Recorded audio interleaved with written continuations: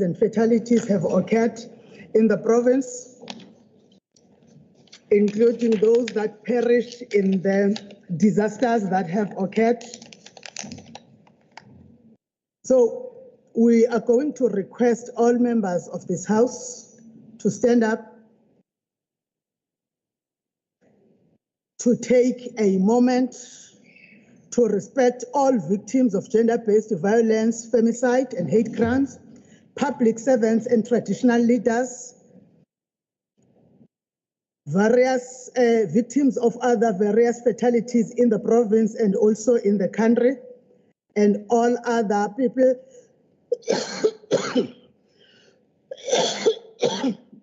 excuse me, who may have passed on.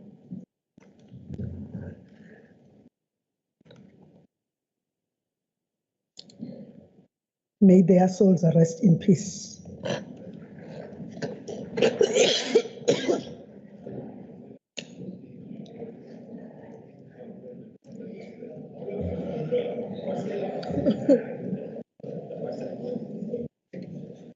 Honorable members, I'm sorry about that. I have been, as you are well aware, been having some issues with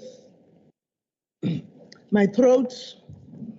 Sometimes it is fine, sometimes it is not.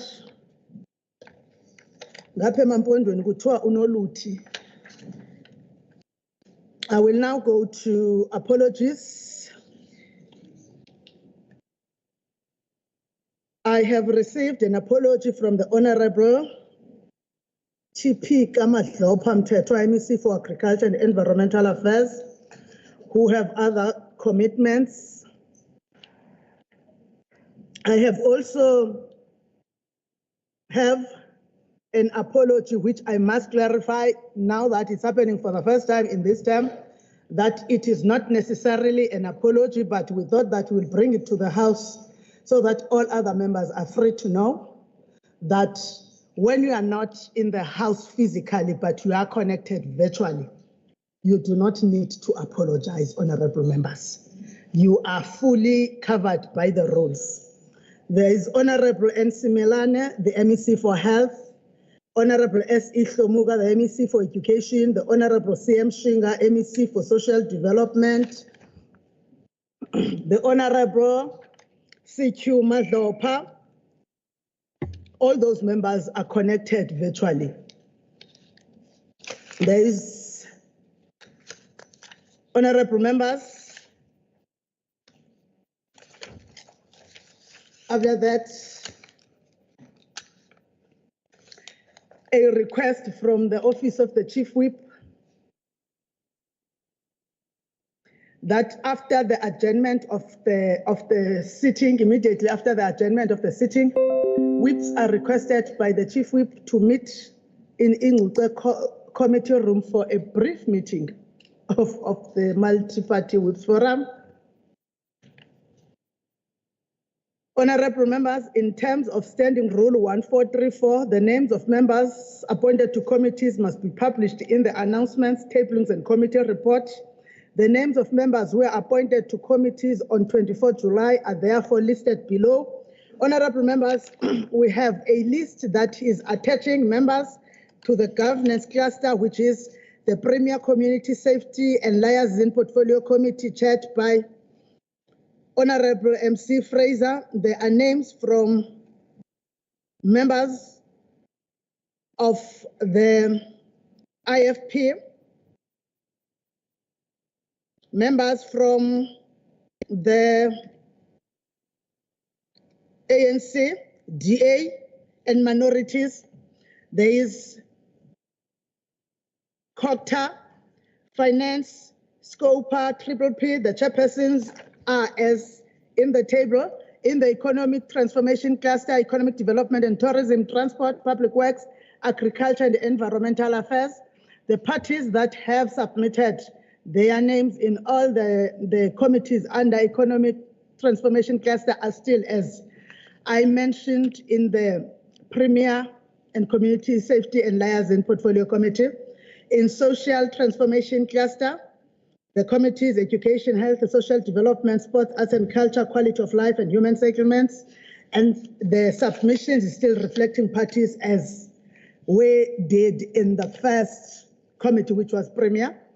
In the standing committees that are also called governance committees, on program committee, we have Enan Boyce Mtembe, Dr. Matlaba,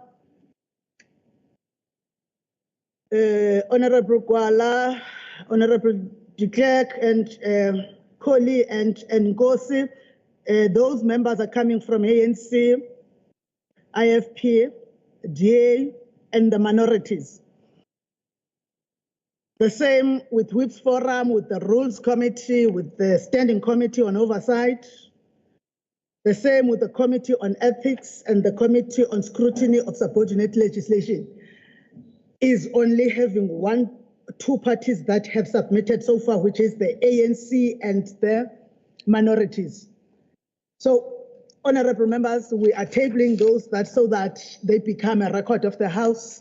The parties that are still outstanding in other portfolio committees and standing committees will be written to by the Office of the Speaker as a reminder in terms of the rules. Then we go to the Women's Caucus. The Women's Caucus, honorable members, is all women members.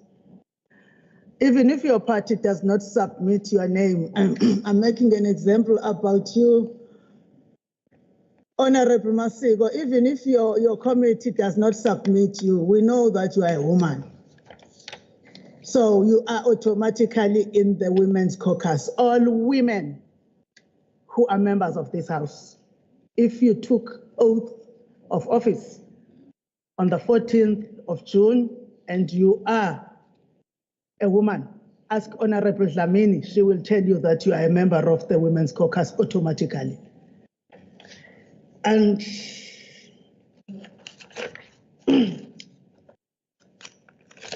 those are the chairpersons, those are the members of committees that have been submitted. Honorable members, in terms of rule, Honorable MC Mapisa, Honorable members, Dr. Kika is the chairperson of Health, Honorable Brother Sath is the chairperson of SCOPA, Honorable Fraser is the chairperson of Premier and Community Safety. Honorable BNC Tolemulo is the chairperson of Environmental Affairs. Honorable Dlamini is the chairperson of Social Development. And Honorable Mapisa is the chairperson of Transport.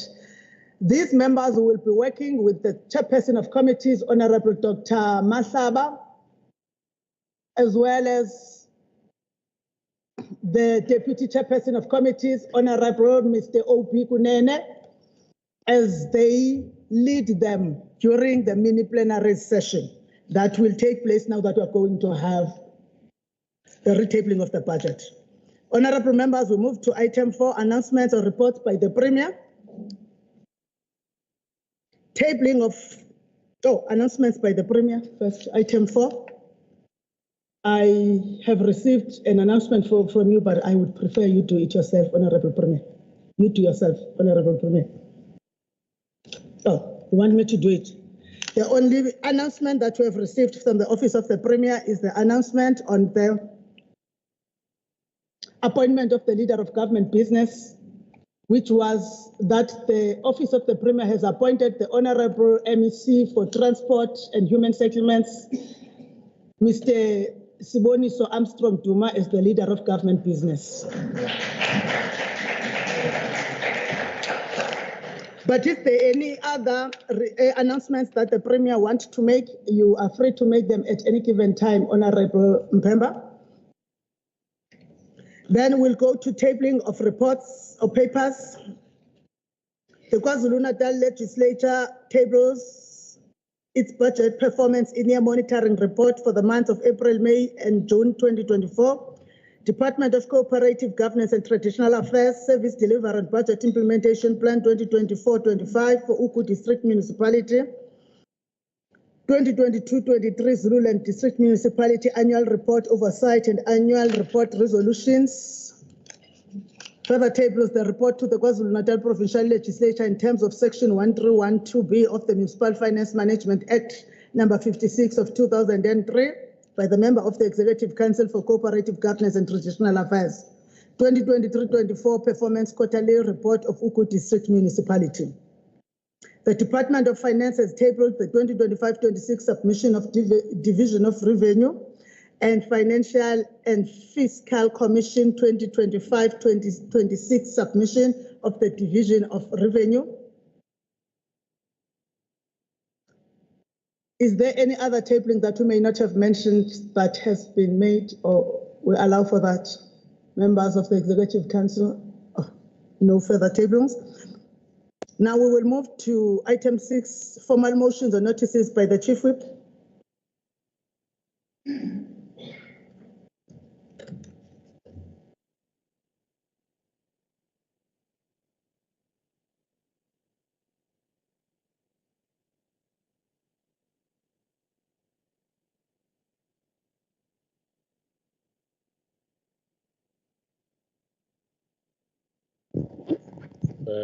Honorable Speaker, Honorable Premier and Executive and Honorable Members, I have no formal motions and no. Thank you very much. Thank you, Honorable Chief Whip. Now, Honorable Members, we are now going to item 7, which is the main order of the day, retabling of 2024-2025 budget by the MEC for Finance, the Honorable Francois Rogers.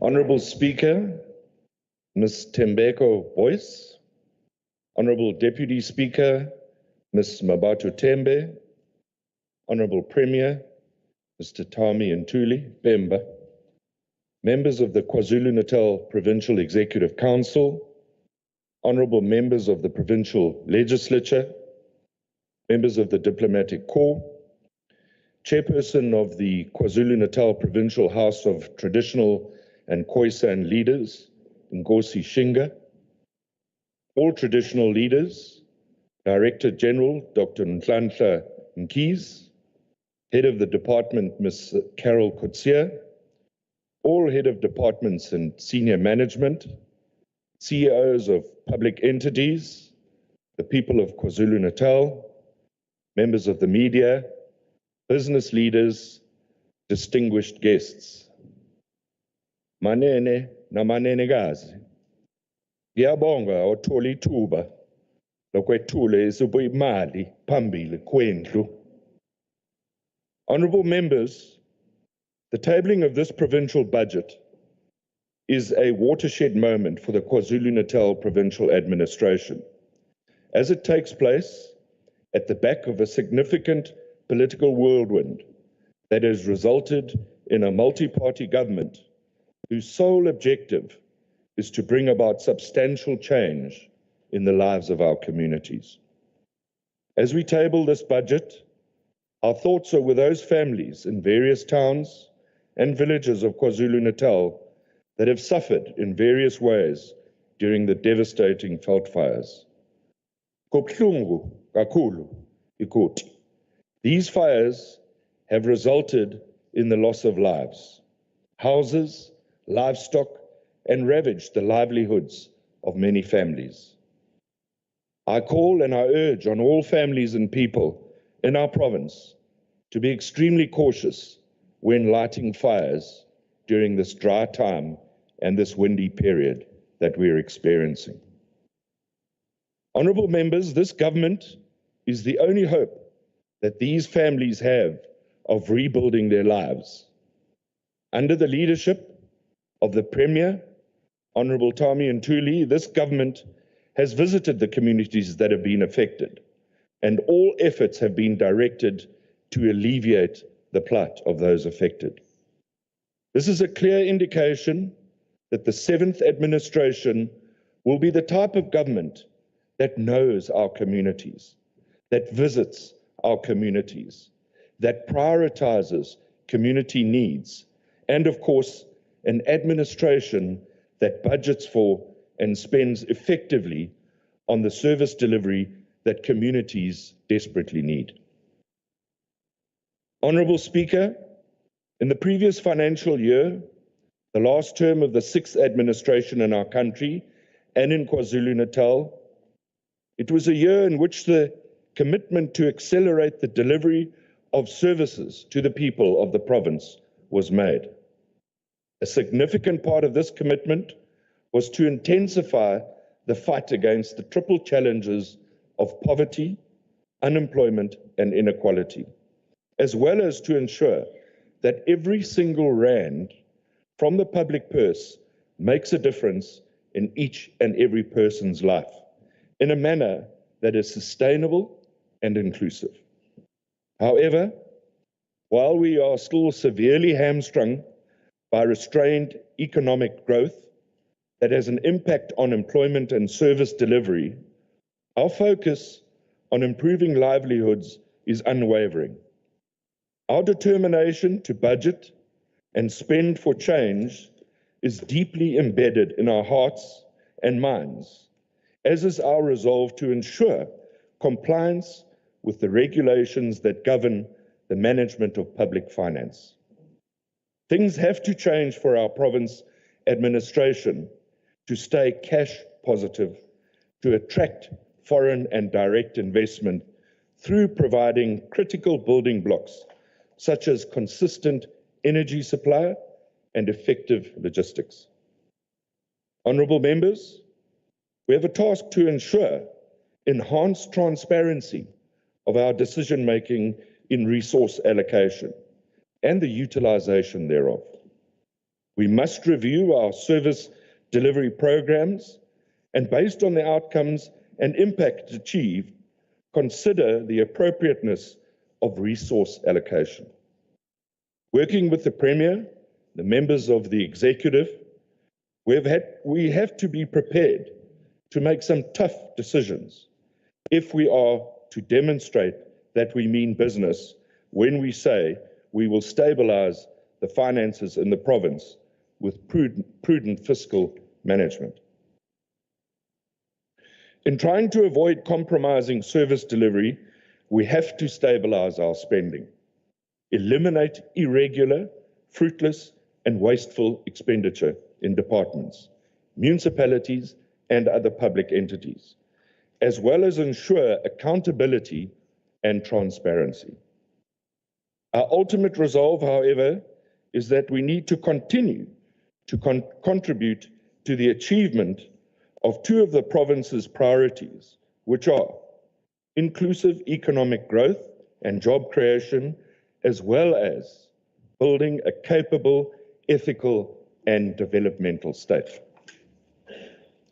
Our mandate to deliver quality services to the people of this province remains sacrosanct and cannot be compromised at any cost.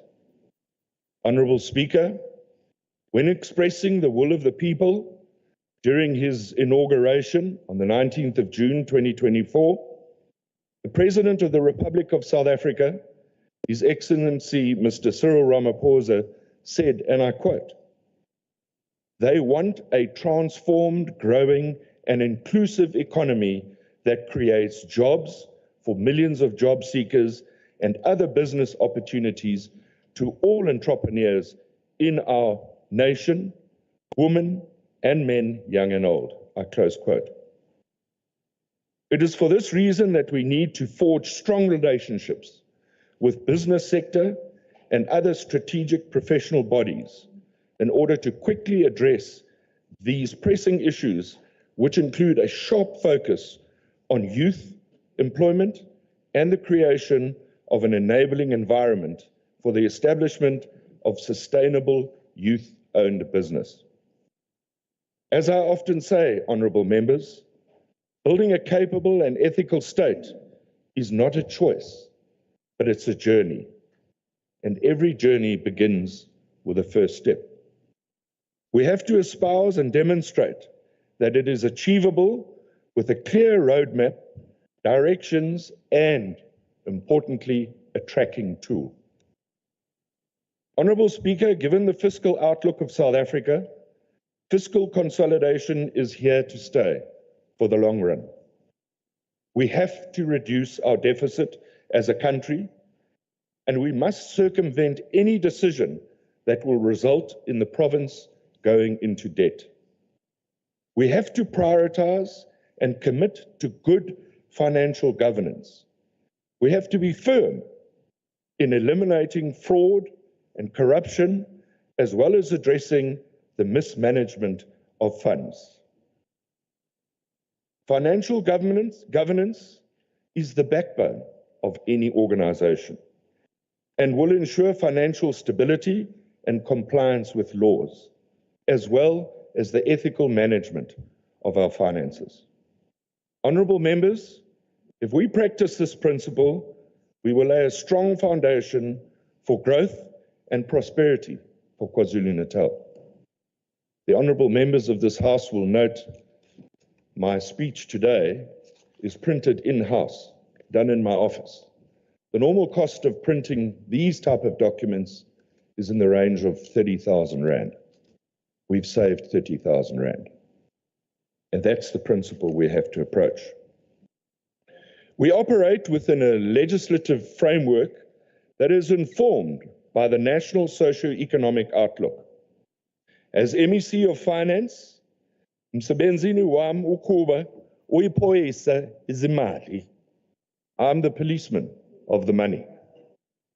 I'm the financial governance ambassador and will lead by example in all decisions taken by the Treasury, which in some instances may not be popular, but with the collective support of the Provincial Executive Council, we will be able to steer this cargo ship in the right direction. We have agreed that fiscal discipline is the primary focus in order to create a healthy financial position that would enhance our capabilities of servicing the people of KwaZulu-Natal. All members of the Provincial Executive, led by the Premier, have committed to working as a collective in stabilizing and growing our financial resources envelope in order to meet the needs of the people whom we serve. Honourable Speaker, allow me to retable the following documents, which I aim to revive, and I aim to revive the appropriation bill that was tabled in this House earlier this year. The Appropriation Bill 2024, the 24-25 Provincial Budget Speech, the 24-25 Estimates of Provincial Revenue and Expenditure. That's the lovely green book that you will all be getting. Some good reading in that. And the 24-25 Estimates of Capital Expenditure, which you will also be receiving now. Madam Speaker, when we appropriated this bill, we gave the legal basis for departments and public entities to spend their 24-25 budgets. Economic outlook. Madam Speaker, as I table the provincial budget, the global economic prospects remain relatively unchanged from when the budget was initially tabled in March of this year, with growth expected to be steady at 3.1% this year. The global outlook remains fragile due to several factors, including geopolitical tensions, as well as natural disasters related to climate change, and is projected to expand marginally by 3.2% in 2025. Following global trends, the national economy is forecast to improve marginally to 0.9% this year compared to a revised 0.7% in 2023, supported mainly by a more reliable electricity supply and an improvement on logistics. This growth rate is expected to expand moderately to 1.2% in 2025, and we anticipate that interest rates to decrease in the next few quarters as inflation continues to drop, mainly due to fuel and food prices. Improving economic conditions will support government revenue collection and the effort to stabilize public finances. As stated by the Honourable State President, Mr. Cyril Ramaphosa, the country's public finances must be carefully managed to stabilize debt and to reduce debt service costs so that we can redirect funds towards the critical socio-economic needs that continue to plague our province. Similarly, economic performance in KwaZulu-Natal is expected to regain momentum this year and reach 1.5% in 2025 as the structural constraints gradually dissipate.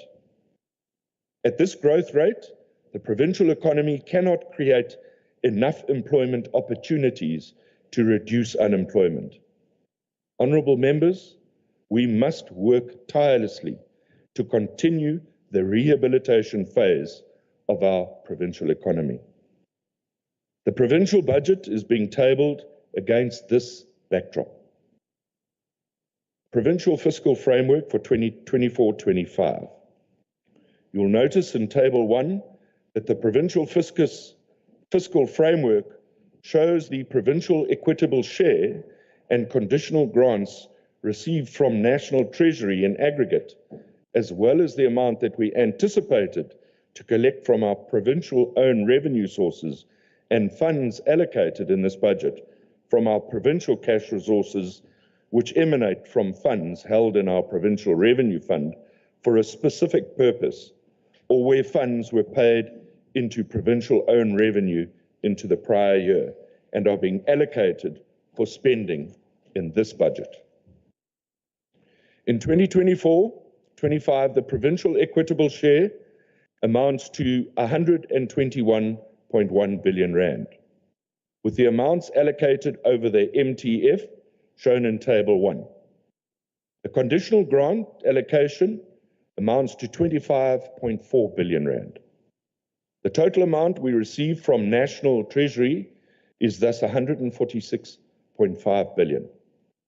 When adding our own provincial revenue and provincial cash resources to this amount, the total revenue that the province has to finance the budget is 150.7 billion rand. Line 2 shows us that the provincial departments are planning to spend 150.5 billion in 2024-25, and the final line in the table shows that our contingency reserve is set at around to 236 million rand per annum over the MTF. The bulk of our funding is received from National Treasury in the form of equitable share, 80.4%, and the conditional grant allocation is 16.8%, with a balance made up of provincial own revenue and the provincial cash resource at 2.8% of the total resource envelope. As indicated, the largest share of our funding is received in the form of provincial equitable share, and National Treasury advises provinces of various amendments being made to the provincial equitable share in this budget. And these are incorporated in the fiscal framework. We are grateful for the significant additions that were made to the province towards the carry-through costs of the 2023 wage agreement. These additions fully cover the costs of the 2023 wage agreement for the social development sector, namely the Departments of Education, Departments of Health and Social Development. The amounts received in this regard are 6.6 billion, 6.8 billion and 7 billion over the MTF. We are again grateful for these additions, as the 2023 wage agreement exerted considerable pressure on these labour-intensive departments, and we've raised this matter at a number of national forums. We are pleased that our concerns were listened to, and these critical funds were provided to the province of KZN. The other departments had to absorb their costs from within the existing baseline over the MTF. On the other hand, as indicated by the Honourable Minister of Finance, Minister Gondongwana, in his speech in February this year, when he said, "We are not out of the woods yet," and thus the fiscal consolidation stance that started a few years ago is set to continue in this budget. As a result, there are budget cuts that have been made against our equitable share budget over the MTF. With regard to the fiscal consolidation budget and the cuts implemented by National Treasury, the province will lose 4 billion rand, 4.2 billion rand, and 4.3 billion rand over the MTF. Quick calculation tells you that's over 12 billion rand we will lose. We will also lose 334.5 million, 109.2 million, 189.5 million over the MTF as a result of the data updates of the provincial equitable share formula. In aggregate, though, there's a net increase in funds allocated to KwaZulu-Natal provincial equitable share of 2.3 billion, 2.5 billion, taking into account that the additional funding received for the costs of the 2023 wage agreement in the social sector. The province has taken a decision to effect reductions across the board in order to increase our contingency reserve to around the 225 to 236 million per annum mark over the MTF. This contingency reserve allows us to respond in year when unforeseen circumstances arise. And in this regard, we have cut back spending by 132.5 million, 103.5 million, and 105.4 million over the MTF to fund this increase in our reserve. This means that the provincial budget reduces by between 4.4 billion, 4.7 billion in aggregate over the 24-25 MTF. But this cut then is offset by the additions referred to earlier. With respect to the additions made to our provincial equitable share for the carry-through costs of the 2023 wage agreement, the funds were allocated to the social sector proportionately as follows.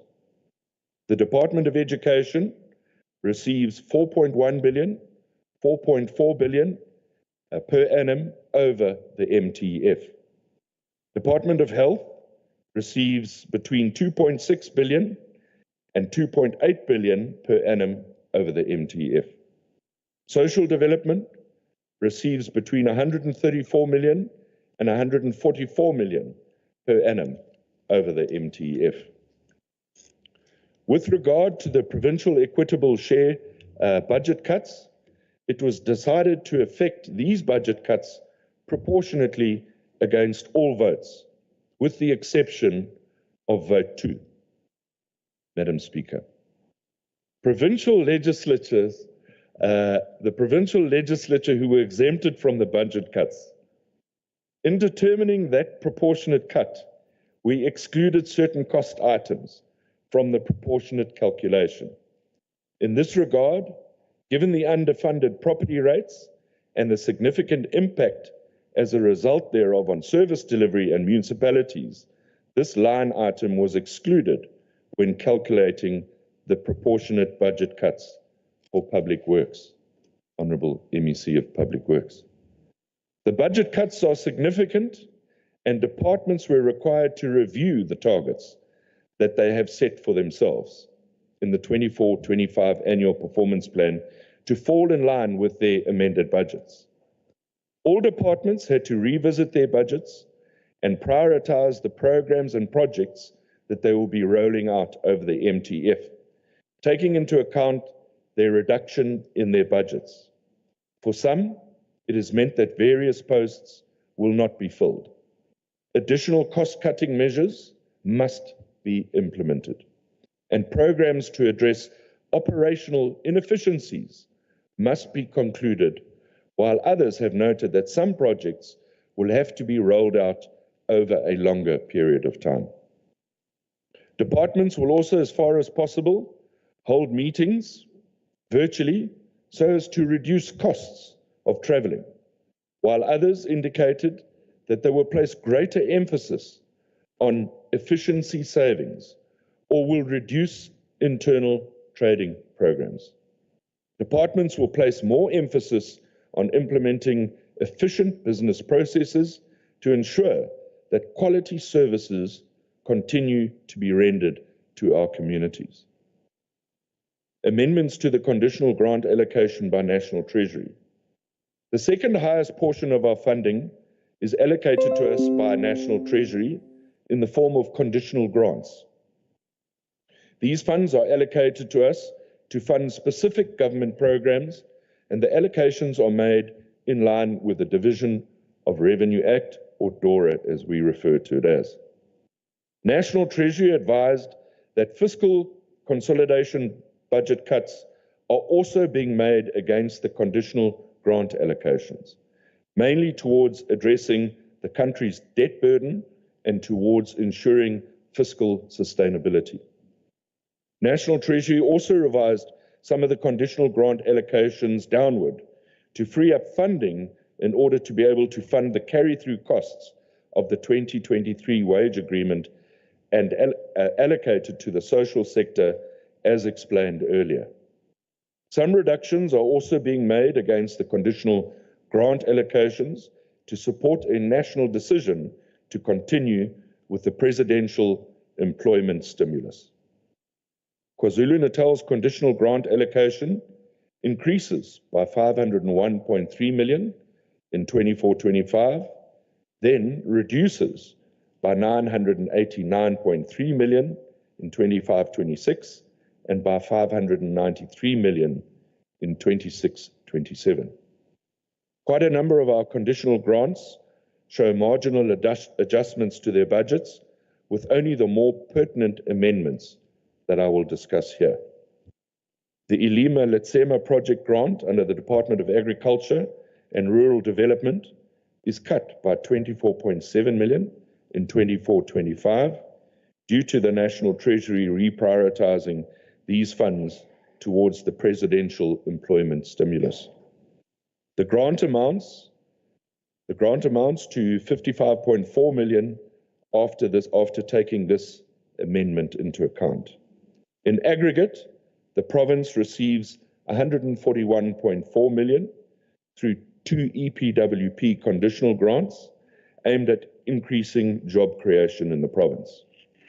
The EPWP grant for provinces and for the social sector EPWP incentive grants are reduced in 24-25 due to the National Treasury reprioritizing these funds towards the presidential employment stimulus. These grants were cut by 42 million and 29 million respectively against various votes in the province. The education infrastructure grant increases by 58.1 million in 24-25. This grant is an incentive-based, and the increase is partially due to the incentive allocation where the department scored really well, achieving 98% in terms of submitting planning documents and showing capacity to spend, and thus received an incentive allocation of 89 million rand. This was offset by the fiscal consolidation budget cuts. The budget for this grant is 2.4 billion after these amendments. The National School Nutrition Program grant receives an increase in 19 million in 2024-25 to continue with the provision of nutritious meals. The budget for 24-25 after the increase is 2.2 billion. The Health Facility Revitalization Grant is increased by 31.1 million in 24-25. The addition is because this grant is incentive-based and because the department scored really well at 99% in terms of submitting planning documentation and showing capacity to spend, and was allocated 72.9 million. This is offset by the fiscal consolidation budget cuts. The budget for this grant is 1.5 billion 2024-25. Madam Speaker, if one looks at these two particular grants and you look at the achievement, it just shows us that where we're able to build a capable state, we will get rewarded. The Provincial Roads Management Grant sees a significant increase of 691.8 million in 24-25 and is used for the maintenance and rehabilitation of the provincial road network, as well as repairs to infrastructure damaged by floods. The budget for this grant is 3.2 billion after this increase and shows our commitment to improving the provincial road network, a critical part of attracting investment and building our economy. The Human Settlements Development Grant decreases significantly by 268.7 million in 24-25. As indicated, National Treasury reduced the budget against this grant in order to be able to provide funds to the social sector for the 23 wage agreement carry-through costs. This budget cut is carried through over the MTF, and the budget for this grant in 24-25 is 2.5 billion after the budget cuts. Similarly, the Informal Settlement Upgrade Partnership Grant also had a large budget cut of 228.6 million in 2024-25. In line with National Treasury's decision to source funds through reprioritization to provide funds to the social sector for the 23 wage agreement carry-through costs. This budget cut is carried through over the MTF, and the budget for 24-25 after the budget cuts is 597.1 million. Funding from the provincial cash resource and suspension of funds. A few allocations are made in this budget from provincial cash resources as well as through the movement of funds between votes. And these are as follows. Under Vote 6, the Provincial Treasury receives 7.7 million over the MTF, that's 2.6 million per annum, towards the costs of upgrading the biometric access control system to strengthen its security and ransomware features. This control system is used by all departments when accessing BAS, and the improvements will lower the risk of unauthorized access to this system. KwaZulu-Natal is the only province who has this additional layer of controls and has therefore obliterated the opportunity for unauthorized access to our systems. Vote 10, Sports, Arts and Culture receives 4.1 million in the 24-25 for the construction of the monument in honor of the 1960 arrival of the Indian indentured laborers. These funds were recalled into the Provincial Revenue Fund a number of years ago when this project was showing little progress. The department reports that they anticipated, my apologies, Madam Speaker. The department reports that they anticipated that this project will be completed in 2024-25 after gaining significant momentum in 23-24. The department has indicated that the monument is in the process of being erected alongside the Ishaka Marine Promenade in Durban.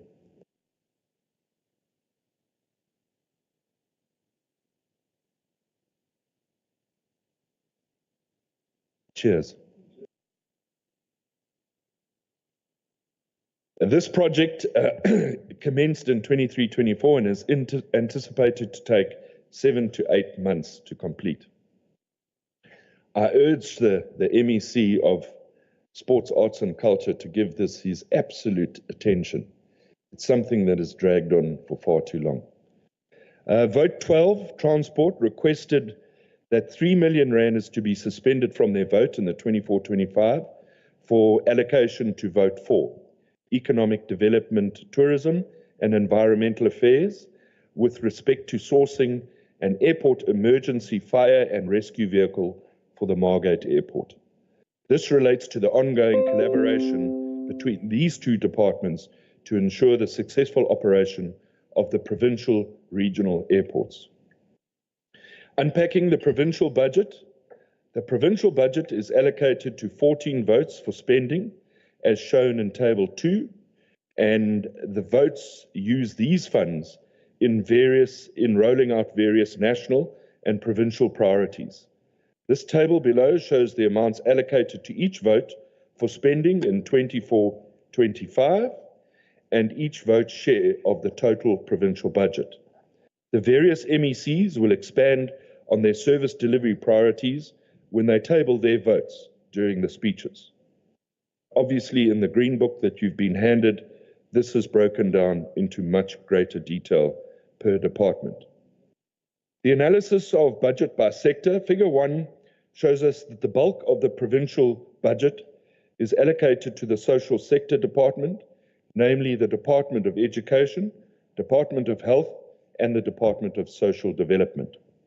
These departments receive around 80% of the provincial budget, while the balance of 20% goes towards funding all the other votes. KwaZulu-Natal's infrastructure budget. The total infrastructure budget over the MTEF is 17.1 billion, 17.3 billion, and 17.4 billion, showing our ongoing commitment to prioritize infrastructure development. A detailed list of all infrastructure projects that will be implemented is contained in the estimate of capital expenditure. This publication provides details of each project planned to be implemented, the project value, the location of the project, and much more detail. It is also a very useful tool for you in committees, which helps to assist in meaningful oversight, while data from this publication is used to map the infrastructure projects to ensure that the infrastructure budget reaches all the areas in our province. This is also critical data for regular reviews of the DDM1 plan. As can be seen in Figure 2, the bulk of our infrastructure budget at 67.3% is allocated towards economic infrastructure, implemented by the Department of Agriculture, Rural Development, the Department of Economic Development, Tourism, and Environmental Affairs, the Department of Human Settlements, as well as the Department of Transport. The type of infrastructure projects rolled out by these departments include maintenance and upgrades to the provincial road network, as well as the construction of access roads to schools, clinics, and so forth, and the building of bridges. The budget also provides for capital development at the special economic zones, as well as the rehabilitation and development of agriculture infrastructure, such as animal handling facilities, irrigation schemes, fencing projects, boreholes, stock watering dams. The economic infrastructure category also provides for housing development projects, including upgrade of informal settlements, rural interventions, and community residential units, amongst others. The social sector departments are the next highest in terms of infrastructure spend, and this makes up about 30.7% of the aggregate infrastructure spend. In this regard, the departments of Education, Health and Social Development spend their budgets on infrastructure projects such as maintenance, rehabilitation of schools, including repairs caused by storms and flooding, while there is also a provision made for new schools and infrastructure. The one thing we have to be careful of is when we undertake new projects and new developments, that building the school or building a hospital or a clinic is only one part of the cost. We need to take into account that there's a cost to man these institutions and also ensure that we have access to the institutions, water and infrastructure. Funds are also spent on maintaining, upgrading, and constructing community health centers, clinics, district hospitals, and emergency medical facilities, provincial hospitals, central and tertiary hospitals, amongst others. The social economic infrastructure category also provides for upgrades and additions to places of safety, residential facilities, youth academies, secure care centres, and child and youth care centres, amongst others. In conclusion, honourable members, the provincial government understands that the current socio-economic outlook and the direct impact it has on our province and our citizens. There is no miracle or overnight cure for the position that we find ourselves in. However, this administration has already begun to take the necessary tough decisions in turning the tide. Awukho umlingo kuzimele sisebenza kanzima.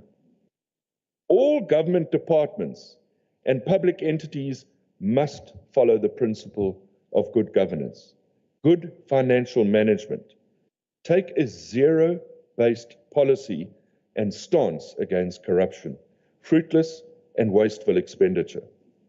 With tight financial controls, this will allow government to direct more funds towards service delivery. Nomaganjan. It is on this score that we employ the heads of departments, the CEOs of public entities, CFOs, senior management officials to share notes on good practice and experiences to improve our public service. Government departments, public entities and municipalities must strengthen the monitoring and evaluation of programs to assess the measurable impact of the programs over the MTF and to make the necessary adjustments to improve our service delivery. Honourable Speaker, the budget proposals we are tabling today ignites hope in that resources are being allocated to bring about direct change to the lives of our people. It is evident that the provincial government is allocating financial resources to facilitate the journey towards building a capable and ethical developmental state. This journey won't be easy. It'll be a long, bumpy road with detours and speed humps, but with the commitment of all of our politicians and all of our members in this House and public officials to utilize public funds wisely and effectively in accordance with the Public Finance Management Act, we will not only reach our end destination, but we will arrive with petrol in our tanks. Honourable Speaker, the provincial government is working hard to create an environment to facilitate the growth of the economy through practical plans that focus on creating employment with a dedicated focus on vulnerable groups, women, youth, and persons with disabilities. This government will also provide various support interventions to encourage entrepreneurship amongst our young people as an innovation, and it's critical in the aspect of in sustainable growth. Honourable Speaker, the recent fire tragedies that befell various parts of this province left immense destruction. Human lives were lost, leaving households without income. Properties were gutted and livestock were burnt, leaving owners with no form of income. Businesses were closed down. This destruction impacted people financially and psychologically. It will take time for those who were affected to heal and recover. This setback will in no way stand in the way of this government to grow our economy. As a caring government, we will walk hand in hand with the victims in their journey to recover. Government is still assessing the full extent of the damage, and the national government will shortly make a determination on whether to declare the incidents as a provincial disaster. Provincial government has allocated resources to rebuild the lives of the victims and reinstate hope in their lives. We're extremely encouraged to see that our social partners have come closer to partner with government in extending a helping hand to the affected communities. We take this opportunity to thank those who have stepped up and assisted us, and we implore that more businesses and social partners get on board and assist in any way that they are able. As I conclude, Honourable Premier, Honourable Speaker, allow me to take the opportunity to thank the Honourable Premier, Honourable Ntuli, and members of the Executive Council for providing guidance in the allocation of funds based on the provincial priorities.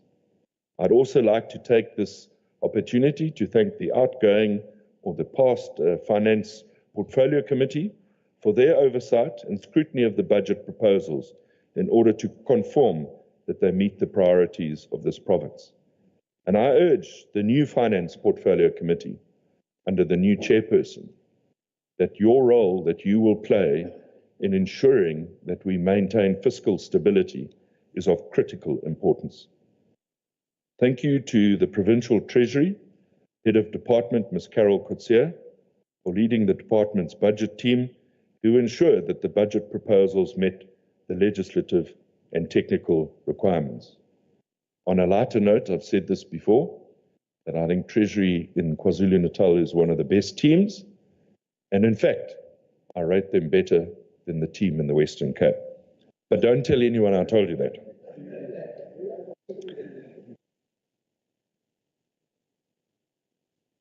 Ngiyabonga nkosikazi wami uRita namabantwana bami abili, Natalie and Hailey, and the rest of my family for your unwavering support in me taking up this really important responsibility, which I consider a critical service to the people and the province of KwaZulu-Natal. I appreciate all of your unwavering support and love. Ndiyabulela somlo.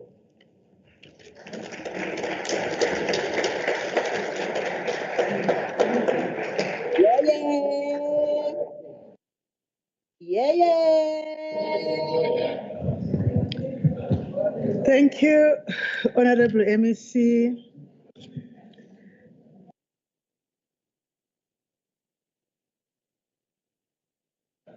Thank you, Honourable MEC Rogers. Reverend Zondi, I hope Mrs. Rogers is here. From the language that Honourable Rogers speak, when you say abantwana ababini ekhaya, it doesn't mean your children actually. So if he's saying he has got 2 kids elsewhere, me being from Kokstad, I know who are the kids and the age of the kids. Rita is among them. Thank you so much, Honourable Members, also to the rest of the House. Thank you. Honourable Members, I made a few announcements earlier. Among the announcements was the announcement that there will be a brief meeting of the Whips Forum at the end. And then after that, we were supposed to be having a briefing to committees at 2:00.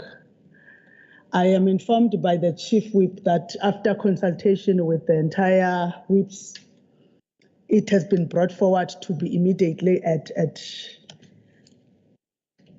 the conclusion of the Whips Forum at around 11:15, and it will still be here, so that members are not arrested here whilst they have other political responsibilities here to take care of. So around 11:15, honourable members are requested to come back and converge instead of waiting until 1400 hours.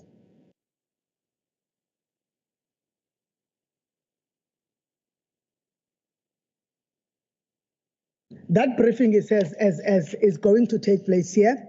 And now that we have received the entire retabling of the bill, The bill is now back into the House, and on behalf of the House, I am referring the bill to the Finance Committee and the committees and the Standing Committee on Oversight for processing, so that eventually, after it has gone through the entire process of the people that I also announced earlier on at mini plenaries, it will come back to the House, which then brings me to a mistake I made earlier on. Now I understand your statement when we were still at Abaqulusi, Honorable Mapisa. I don't know how I mistaken your name and that of Dr. Biela. Instead of Mr. Honorable Mr. Mapisa, it is Dr. Biela. It's the doctor with the needles, many needles, not the injection needles. And it's also the doctor of books, Dr. Biela of Human Settlements, who is part of the panel of presiding officers, not the former mayor of Abaqulus. Now, I profusely apologize for having made that mistake when I was announcing the final list that I have concluded on. Honorable members, Honorable Premier, nothing you want to say. We're done. Honorable members, thank you. Now that we have referred the bill to the committees of Finance and Standing Committee on Oversight, the House is adjourned.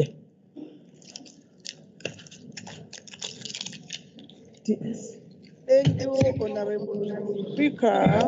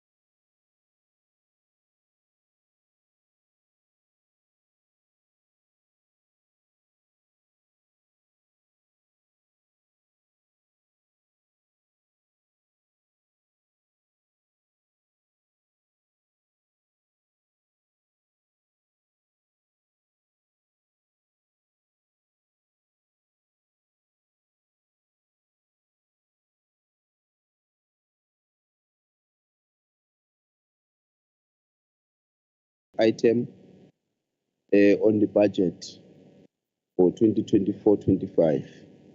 And then we'll have the discussions and then close. And hopefully, honorable members would not have a very long, a meeting as we are sitting in here. So that's the agenda in front of us, and I hope it has been shown on the around here, I think we can all see it. I'm not sure if there are any approaches. Oh yes, Honorable MEC. Thanks, Honorable Chairperson. MEC's colleagues, can I request to be excused at 11:45, Chairperson? I have another meeting at 12. Thanks. Yes, noted. Thank you so much for that. Any other apologies, colleagues? There's none. Can we then go to item number 3 for the adoption of the agenda? This is merely a formality because really there is nothing that we very much can change on the agenda. Honorable Babegazi. Thank you, Honorable Chair. I wish to move the adoption of the agenda as presented. Thank you so much. Any seconder? Yes, Honorable. Babekazi akusize ngala eceleni. Thank you very much, Honorable Chairperson. I second the mover for the adoption of the agenda. Thank you so much. It has been seconded. Any other contrary view? I think we are fine. Thank you so much. Can we then allow MEC for Finance to just give us his opening remarks? MEC? Thank you very much, Chair. Good day to all of the members and the MECs that are present. And congratulations to you, Chairperson, on your election. I look forward to working with you. So warm. The committee, Chair. I'm being intimidated. It's just the mic, if you can switch it on. Oh. Yes. It's on here. Oh. Hello. Oh, yeah, it works. Thank you. You can hear me. Ziakada. Okay. Chairperson, thanks again. I'm not going to be long. All I want to say, Chair, is that finance is never a really sexy subject. People have very little interest in finance until there's no money. Then suddenly finance becomes an issue. So I would urge that all committees and chairs pay absolute attention to the budgets that are presented and to the monitoring of expenditure. It's critically important that we monitor the process, because if we don't monitor it, as I said in my presentation earlier, we're going to find ourselves in a situation that we don't want to be in.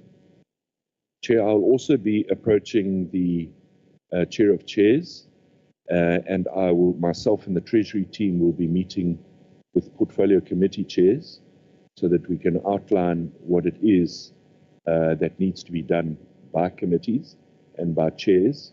Treasury has some exciting new proposals on exactly how we monitor cash flows, how we monitor accruals, which are going to be critical. And I encourage all committee chairs to join us for that. I don't have a date yet.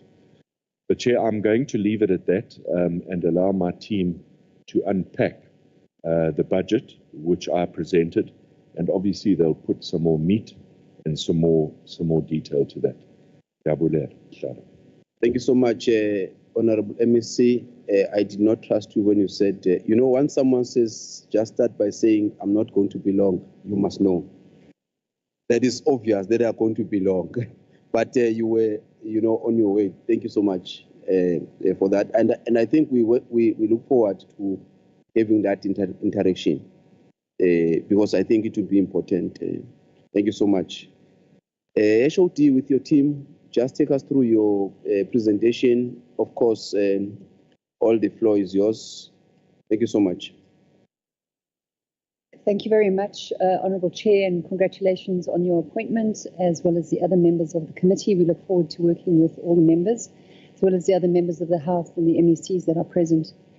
I'm going to go straight to slide number 4, which really is the critical slide, and what we'll be presenting here is really just unpacking the MEC's budget speech. So in the current financial year, 24-25, we have a budget of 150.4 billion rand for the province. This is made up of equitable share of 121 million, conditional grants of 25.3 million, our own revenue sources of 4.1 billion, and then we have cash resources, which we'll elaborate on. So that gives you a great snapshot in terms of where the sources of funding do come to fund the budget that we have. And as the Honourable MEC indicated in the speech, we have a contingency reserve in the current financial year of 236 million rand, decreasing to 227 and then 225 over the 26-27 MTF. If we then go to slide 6, again, this just unpacks that table in a narrative. As you can see, and as was indicated, the provincial equitable share has been cut in the main, really around the fiscal consolidation for the country to start reducing the amount of debt that they have. And so we'll see the budget cuts coming through in the equitable share formula. We've also seen a decrease in the baseline, where we expected it to grow by 4.6, and unfortunately it's only been grown by 4.5%. There's also been a movement of funding from the equitable share to the conditional grant budget to assist with the wage agreement. Obviously, there was huge pressures from the wage agreement from the previous financial year that needs to be funded, and that's been taken out from both equitable share and the conditional grant. There's also been a need to move funding towards the presidential's stimulus program, and that we'll also touch on. So looking at these numbers, there are significant budget cuts for departments. And departments were obviously required to go and look at their annual performance plans that will be presented to their respective committees to ensure that that falls in line with the actual amended budget. There were additions that were made, which we'll talk to, which were very welcomed by national government, particularly for the wage agreement for the social sector. So the net amount that we then received, so there was money came in, money went out. It's a net positive growth of 2.2 billion rand growing over the MTF. And we show that in the next slide, which is slide number 7. If we're looking specifically to the equitable share, so there are always allocations in terms of the change in the actual equitable share formula.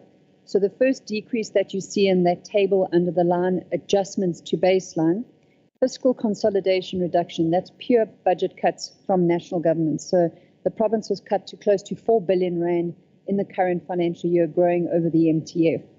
Then we received money, additional money, which was specific to health and education. So that was the social sector. There we received an additional 4.3 billion, and that is to cater for the 2023 wage bill.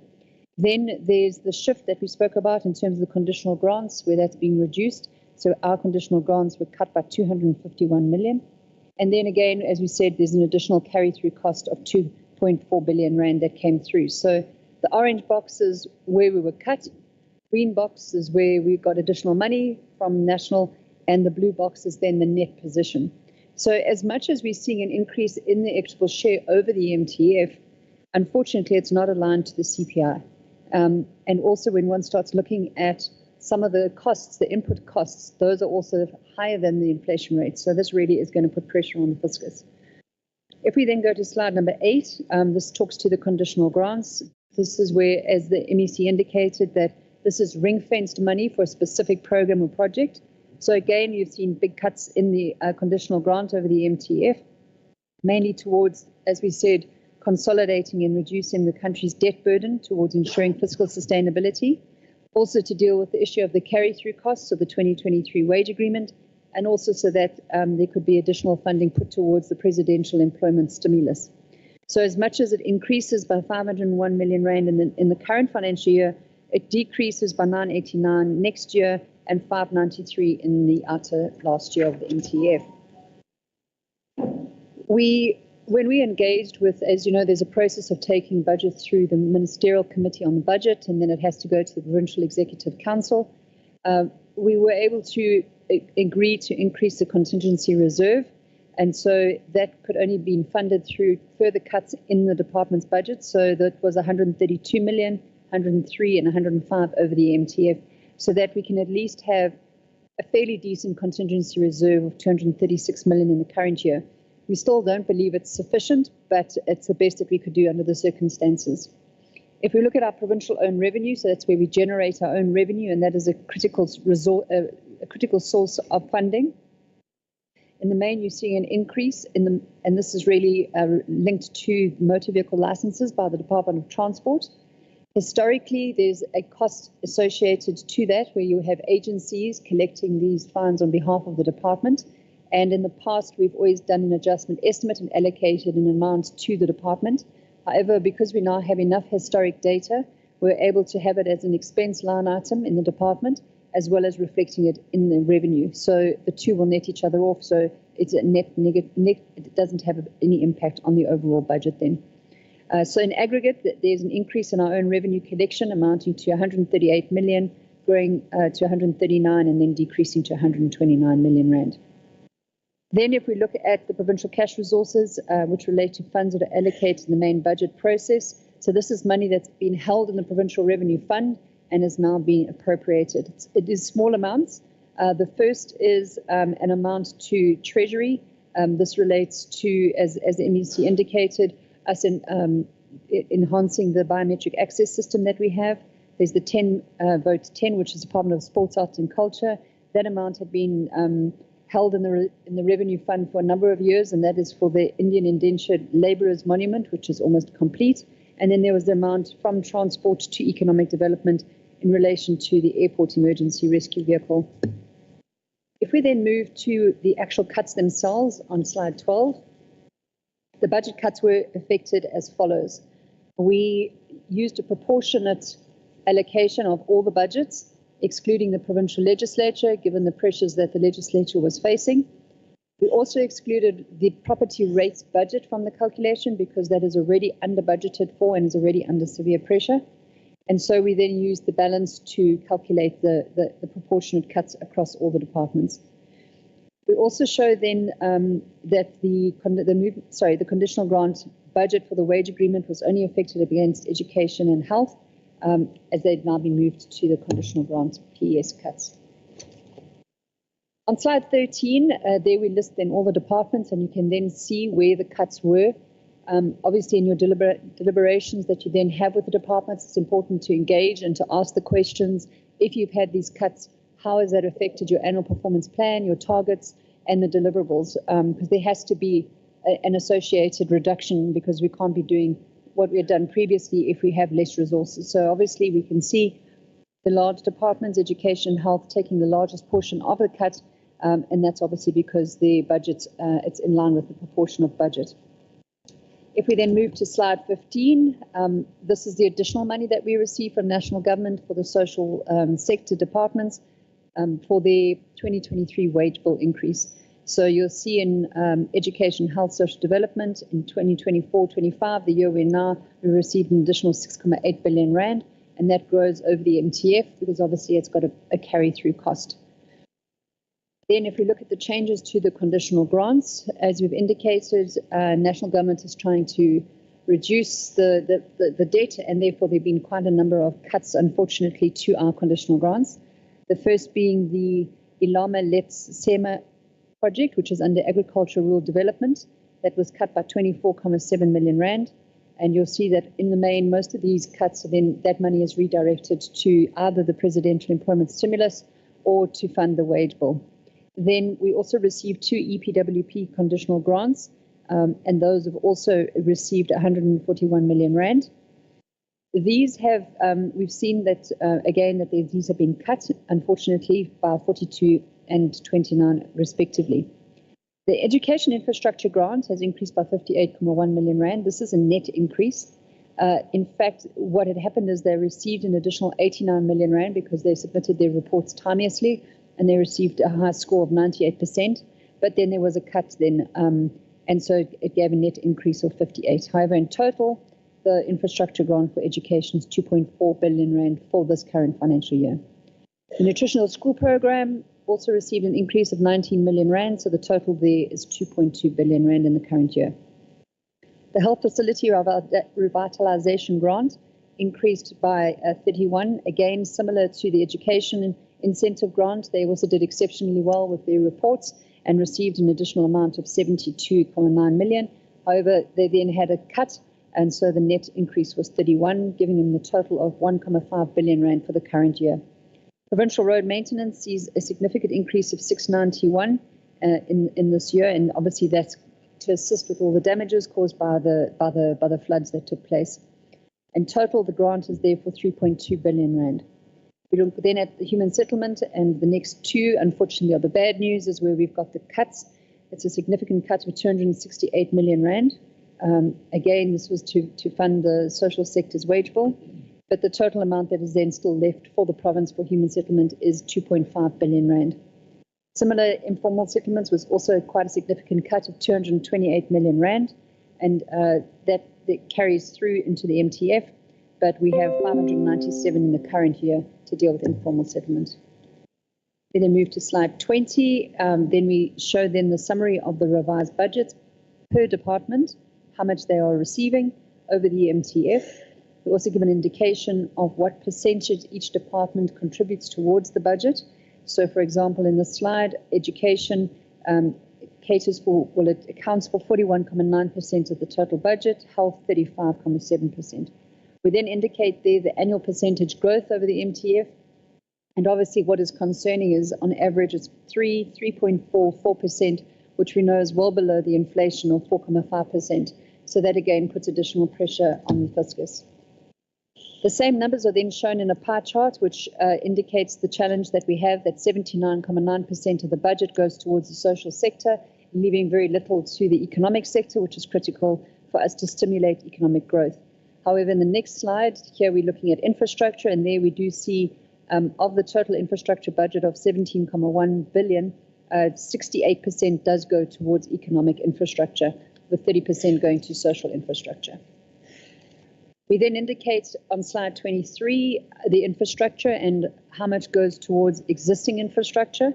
So there we're looking at an amount of 11 billion rand going to existing infrastructure. So that would be maintenance, upgrading, refurbishment. We've got new infrastructure there of 1.2 billion rand, and then infrastructure transfers is sitting at 3.8 billion rand. Again, if you look at the infrastructure budget, it's lower than what it was in the previous year. Again, because of the budget cuts predominantly in the human settlement conditional grants that I mentioned earlier. So the bulk of the infrastructure spend is on existing infrastructure, and so it really is a year of consolidation, of finalizing the work in progress, all the projects that are there, and consolidating the work that's been done as a province. And the detail, and we really would want to encourage the members to read the estimates of capital expenditure. It will give you an indication right down to ward level what capital infrastructure is taking place over the next 3 years. So when there are engagements with the departments and communities, you are able to indicate and see what service delivery has been targeted for that particular year. Thank you, Chair.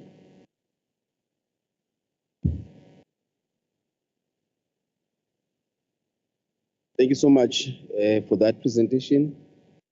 You were on spot really with that. I'm not sure if there's HOD, there's any other thing that no one in your team. That's the presentation that we have. Okay. Thank you so much, colleagues. Here is the presentation from as part of the budget briefing to all of us. It's open for engagements. I already opened the floor for honorable members to, if there are any engagement. Let me start with Honorable Dex, Honorable Babegazi. I've got those two for now. We'll then take further hands if there are any if to continue. Thank you, Chairperson. Thank you to the finance.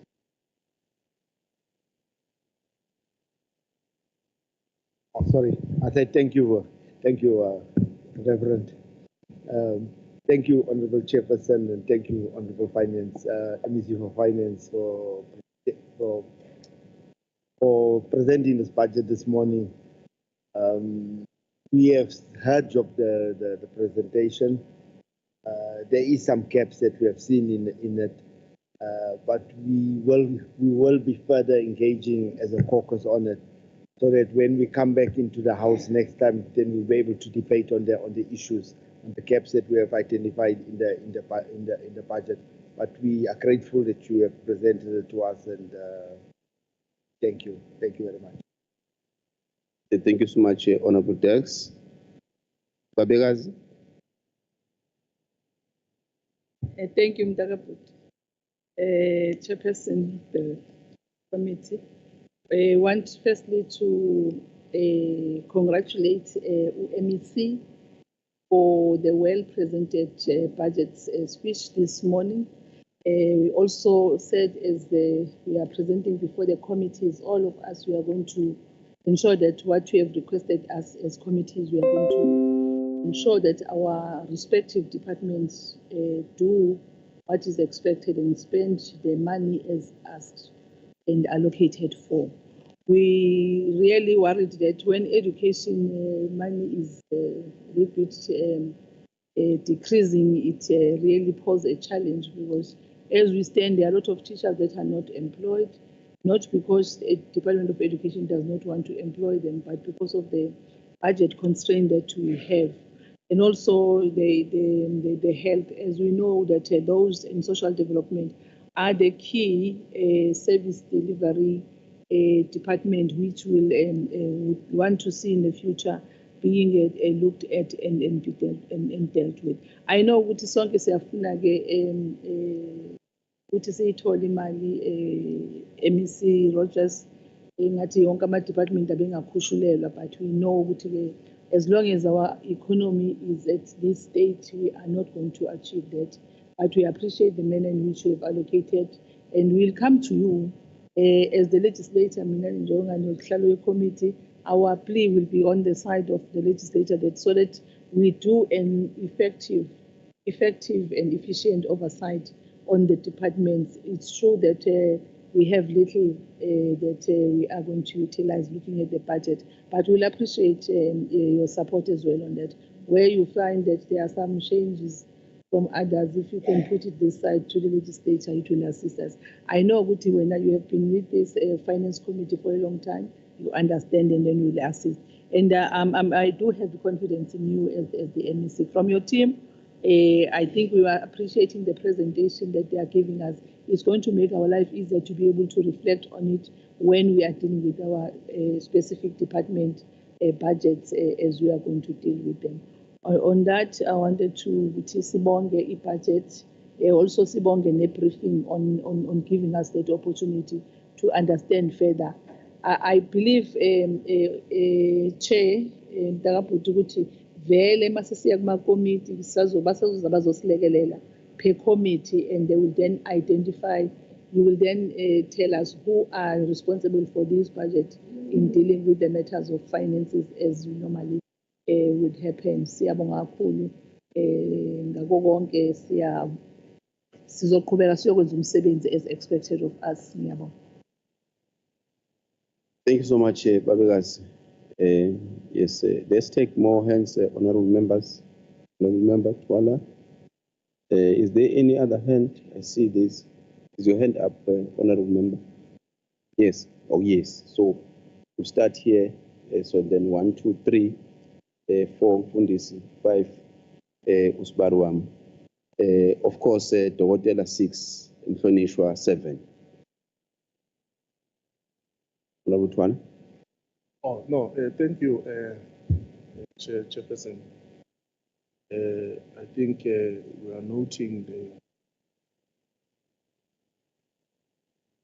situation that was tabled also by the PC. It was also tabled in March. It's a bit of gymnastics. There's really nothing new that has changed much. from what was tabled, MEC back in March. It is well said and safe to say we are still going to engage it, purposely so in committees, subsequently on the budget sitting, going to be debating it as political parties. But one have really paid attention to some of the details of this or this appropriation bill in the PES. There are some budget cuts to also get to assist on the PES. One was, even though, yes, we are in full agreement, unemployment, it's at a crisis level in our society. And then it becomes a problem if to fund such a program, it hinders the progress of another board or another department. We are forced now to cut the budget of a certain department to fund another program, which are, one can say, simultaneously, they are all important. They must be addressed. But one would have hoped that the PS maybe would have sourced funds somehow rather than a cutting budget of a certain department. Because after that thought process of having such a program, one would have hoped that such a program would have made some projections on how are you going to fund such a program, which we welcome. Our youth is languishing in poverty, more especially. They're living in dire and deplorable conditions. Must address as this legislature. Also, one is really disturbed. I mean, I noted it when MEC Konyeni presented it, and it's coming again. The issue of human settlement, the budget cut thereof. I mean, it's about 591 million. Really, we know what's happening in human settlement. There is a housing backlog. I mean, just before you present, you speak on human settlement budget cut, you also speak of the road infrastructure network in the province that was collapsed by the floods. There is an additional budget to that effect to address such on the roads infrastructure, but also equally the housing. People, they don't have roof. There's a housing backlog in the society at large. So to have such a huge budget cut, I mean, one was going through a number of municipalities on the SDPIP, Service Delivery Plan. You know, when they are supposed to do an assessment on the implementation or the spending thereof of a budget, or an assessment of an informal settlement, a number of municipalities are found wanting. eThekwini in particular, eThekwini has over 600,000 households of informal settlement. Now you come here also, you still have to stomach a budget cut on informal settlement grant. It means those people, they are delayed on having adequate and decent shelter. So those are a few things that one has noted. But equally, you are going to guide in terms of IGR on how do we really, as this legislature, speak to issues of informal settlement, working hand in hand with municipalities. Must have, I'm happy when the MEC on his opening remarks he says we must monitor the expenditure. Now it means we must also be able to monitor the expenditure thereof of informal settlements, on improving the quality of life of the people that are residing in such areas. But as we proceed with the business of this legislature, we're going to go through the nitty-gritties of this budget that is going to respond to the issues of the society on the ground. Thank you. Thank you so much for that engagement. And I think we'll still have more in the committees as well as in terms of our budget sitting itself. Honorable Member. Covered. Sure. Thank you so much. Honorable Mfundisi. Thanks, Committee Chair. Ngizothiwa umntaka bhuti. Hayi wakho. You never know. Hayi umntaka bhuti wami asinayi contest. Ngiyaxolisa honorable member ukutshontsha nje nami. I won't say much ngoba sazoya ema-committee, so let me just strengthen some isibambele ema-committee. But thanks for the MEC for the budget, but we'll debate it in committees. Thanks. Pardon? Sibingelele sihlalo, sibingelele bonke abahlonishwa. Siphinde siyamukele umbiko wezezimali umhlonishwa uRogers. In preparation for the upcoming debate, we would like to see a very interesting ukubuyiswa kwemali yentsha yalesifundazwe eKZN le eKapa abayi-edile yaloko okuthiwa i-PWP yephalaphala ngalesikhathi isungula oyithe inemali. Ngiyacabanga lo mali isekhona namanje, ayikwazi ukubuyela khona ngoba kusho ukuthi intsha yaKwaZulu-Natal kufanele iphume iyephi iyolanda amaplazini iwabuyise ukuze ikwazi ukuthi iyolima ifuye yini ukuze ibe nemali. Noma iyona ndlela leyo igqugquzela udlame nobugebengu KwaZulu-Natal.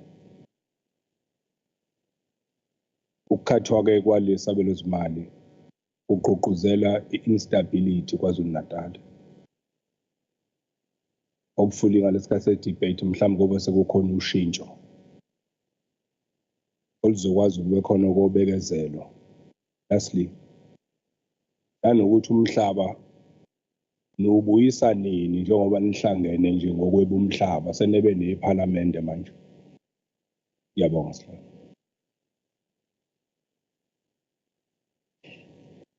Dokotela.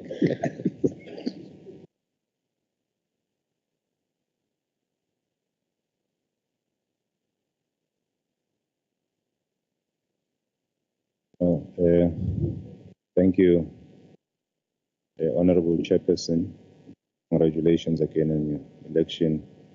And thank you to the Honorable MEC for the presentation earlier on. Indeed, we live in a world of contradictions because I did not foresee that in my lifetime I could agree with the Honorable Twala on any matter. But again, that being the case, I think, Chair, I also agree that we will get the opportunity to debate these issues at the correct, platform. I think what I wanted to raise as well, it's the two significant budget cuts on the human settlements grants as well as the informal settlement grant of 268 as well as 228 million respectively. I mean, I think we all know the implications of that, and I'm not trying to, by any chance, initiate a discussion on that, but it's to essentially implore upon the department in preparation for upcoming engagements to assist in terms of trying to see how are we going to then deal with the unintended consequences of those budget cuts, especially on existing infrastructure projects that have not been completed. I think we can unanimously agree that it's an undesirable situation. And while we understand that it's a national crisis, the issue of budget cuts, but I think we then also have a responsibility of saying how then do we, in preparation for the challenges ahead, how do we circumvent, how do we try and address the challenges that we are going to have as implications of the cuts? Because we all know, Chair, we are going to have big problems on the ground. People want their houses completed, and one way or the other, we are going to have to account for it to the public. And so, really, I implore on the department that when the right time comes and we are debating on these issues, we are then going to have to really, think deep and critical around how we are going to address this issue. Thank you. Thank you so much, Chair. For human settlement, it's a point of order. Okay, right. You are noted. Honorable Mthoni Shogunene. Thanks, Honorable Chairperson. Congratulations to the Honorable MEC for the maiden budget speech.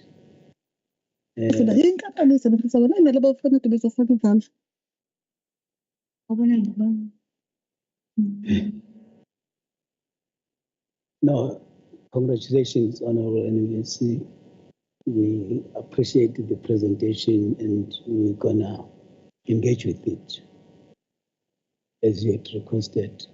Just was asking myself as we were presenting the budget, putting myself into the shoes of people of Otongati who have suffered in the floods and are listening to the budget.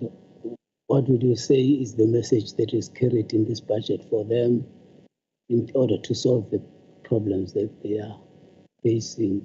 Not only them, but disaster-prone areas, the people that have suffered through disasters that have occurred. And lastly, those other points have been covered.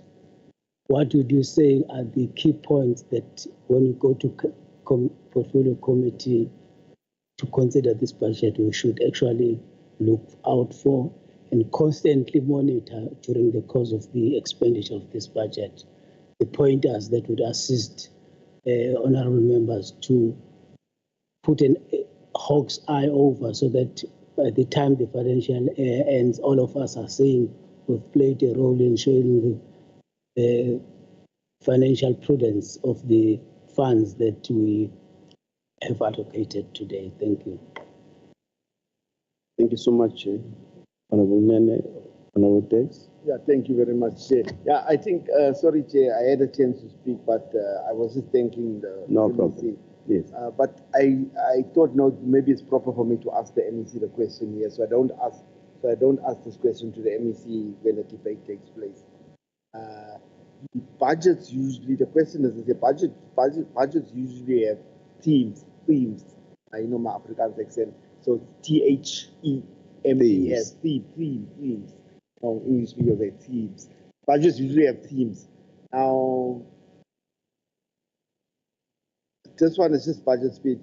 I want to hear from Honorable Rogers. So how will he describe this budget here? What kind of a budget is this here? Is this an austerity budget? In your view, is it austerity budget? Or what kind of a budget is this here? In just perhaps your view on it. I just don't understand your view. What is your view on what kind of a budget is this? Thank you. No, thank you so much. Unless there's any other hand we might not have seen, I think the majority have been covered. I think, Honorable MEC, they want really to appreciate that there is an additional money that has been allocated to the contingency reserve for the province, which is very critical, for any other, unforeseen circumstances that we might face. So that increased allocation, I think it was a very good move. Thank you so much.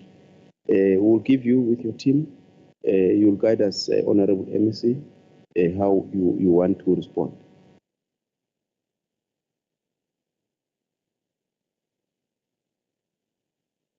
Thank you very much, Chairperson, and thank you to the honourable members for their contribution. think there's some really good contributions made. Let me firstly just start by saying that this is, as was rightly said, I think it was Honourable Twala, this budget has already been tabled. So we had two options. We could either revise the budget and bring it back to the legislature to table, or we could retable the existing budget. Now, legislation determines how long we can spend a budget for unless it's adopted. And of course, it's got to go through committees. So it was based on that and the time constraints that we retabled the budget. But some of the suggestions and the ideas that have been made, we must remember, Chairperson, that we have adjustment budgets. So although this is an inherited budget, and I'm not sure what my predecessor, what her theme was, so it's inherited. But with the adjustment budgets, and this is where it's critically important, as was said by the HOD, that when you interrogate departments, when you go through your budget hearings, you need to establish where it is that they have critical challenges that they can't address through reprioritization. And it's through that process that we can look at reprioritizing and doing an adjustment budget during the year. Having said that, and there were various comments, I think Honourable Sithole Maloyi made the comment, that when National Treasury sneezes, we catch a cold. That, unfortunately, is the reality. So we've got a couple of options. There were some questions asked, where to from now? Well, obviously, we will continue to engage National Treasury on supporting the province and giving us the maximum that they can possibly give us. Otherwise, we've got to look at revenue generation in our province. And there are areas where, as we go through this budget process, my team will also unpack those areas where we can generate additional revenue. You know, the times where we just sit and wait from the manna from heaven, I'm afraid for the next few years is not going to happen. So we need to be smart, and we need to find areas where we can generate revenue. So again, when members sit in committees, look at the structure of your committee, look at the structure of your department, establish where it is that they can generate revenue. The Department of Transport, as my HOD said, you know, is a big revenue generator. But I'll say this without fear or favor. I don't know, excuse me, when last I paid a speeding fine. I just don't get speeding fines, and I'm not driving any slower. So there are areas where we need to look into, where we can generate. Obviously, the Premier will also unpack at his State of the Province address some of the areas that we identified during the Lekgotla. But I think that's critically important. Obviously, the cuts to human settlements and the informal settlements is a huge problem. Again, if there are other areas where we don't need money in our provincial fiscus, then we have to redirect those. That's part of the process that, Chair, you and the honourable members need to explore when you undertake your budget hearings and interrogations. The one thing we need to get away from is, in the past, you go to a committee meeting, Honourable Twala will know, and those that have been around, that finance is normally a 2-minute slot, and it's noted and move on to the next item. Those days have gone. Chair, those days have gone. The financial part of a portfolio committee now has to become the most important part. This will bring me onto Honourable Konene's question. We're going to have to monitor, like a hawk, expenditure. Not just expenditure, but cash flow. Because what we're finding, what's happening, is departments where there's huge COE, Department of Education, Department of Health, and because of cash blocking, they are finding themselves in a position where they can't pay their suppliers. There's no cash left. Because if they paid the cash, they would collapse the fiscus. So not only are we going to look at expenses, we're going to look at cash flow, we're going to look at accruals. Because what happens is a department can't pay a supplier, so it just becomes an accrual. We'll pay it in the next tax year. We can't do that. It's affecting SMMEs, which is why I said at the beginning, Chair, I think it's critically important that I engage with chairpersons of committees and we outline a strategy of monitoring the situation in the province. I'm quite happy for other members who would like to attend. I don't want to exclude it only to chairpersons, but I would like to unpack the absolute importance. When it comes to Utongati, I think I'm also not going to steal the Premier's thunder. It was a matter that was discussed at the Lekgotla, and I would rather that he do that. But again, thank you for all the comments, and I'll hand over to my HOD if there's anything specific she'd like to address. Thank you, Chair. Thank you very much. I think the MEC has covered all the aspects. Maybe just one just to add in terms of the kind of areas that the committee should be looking at, not just for this budget process, but going forward in terms of financial management. And we actually have developed a training guide, and we would really love the opportunity to present it to the committees. It really does start, obviously, now with the budgets in terms of departments really explaining what impact have these budget cuts had on the service delivery, but also what are they doing to enhance their revenue and what are they doing to improve the operational inefficiencies and the wastage that's there. So that would be the starting point. The second would then be, as the MEC indicated, is to monitor the expenditure on a monthly basis.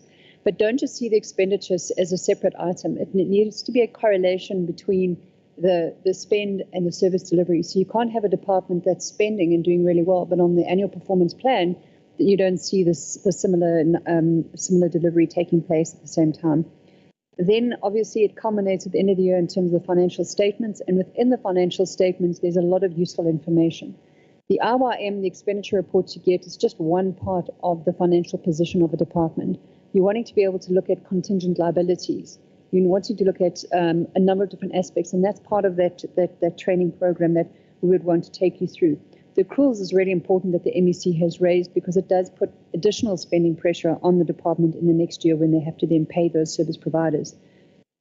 The other important document to look at is the annual reports that will all be coming and being tabled in the month of August for the last financial year, because that will give you a sense of what was delivered last year and, most importantly, what were the audit findings in terms of where the challenges are around the control effectiveness of the departments, because that really impacts, again, on service delivery. So the annual report and the Auditor General reports are really, really important for the committees to look at.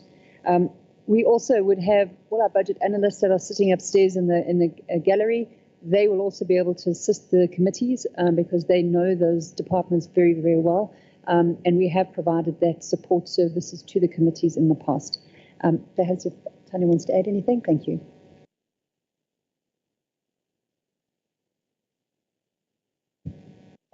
Thank you and good morning or good afternoon. I think I am largely covered. I just also wanted to, I think the only thing I really wanted to still highlight is that we play quite a significant role in Treasury to help you with your oversight also, in that we present, for example, the mid-year reports also to the Finance Portfolio Committee. So the in-year monitoring, which my HOD has referred to, is a monthly oversight tool that we use as Provincial Treasury.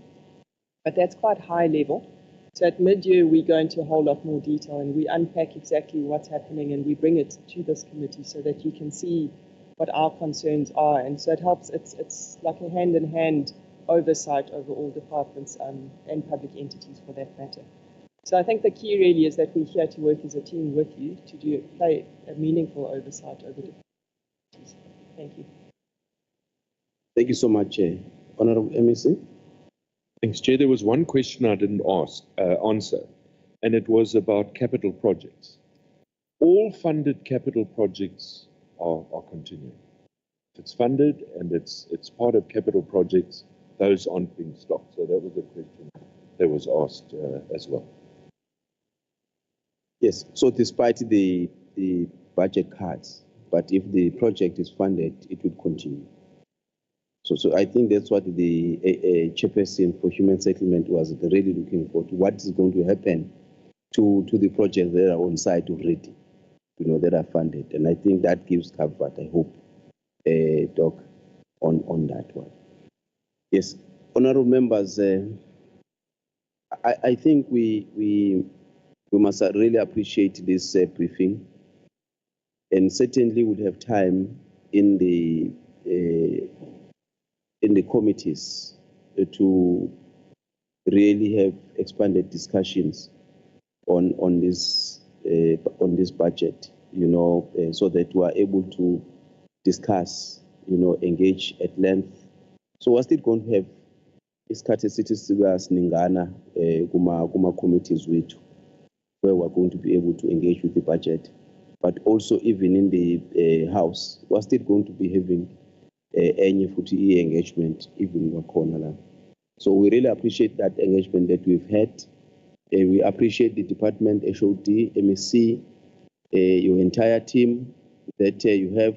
I know that you've got a broad team that is going to be supporting all of the portfolio committees as we go along. But also, as we close this meeting, just to indicate that the legislature has issued the revised calendar for the budget hearings in the committees, in various committees, and I'm sure members will have seen. Please look at your emails. All of that has been the schedule that has been issued, starting from the 2nd on Friday, where various committees will be having budget hearings. I know that here in the chamber we'll have vote 1, which is a premier in community safety, as well as in various other committee room. For instance, you've got others, education and so forth. But the final date will be the 6th for all of the budget hearing to have been finalized. Yes, we would appreciate that there are timeframes that we have to meet after the tabling of the budget. There are various timeframes that we have to meet for us to be able to be compliant. So, and I think that's what we ought all of us to do in various committees that we have.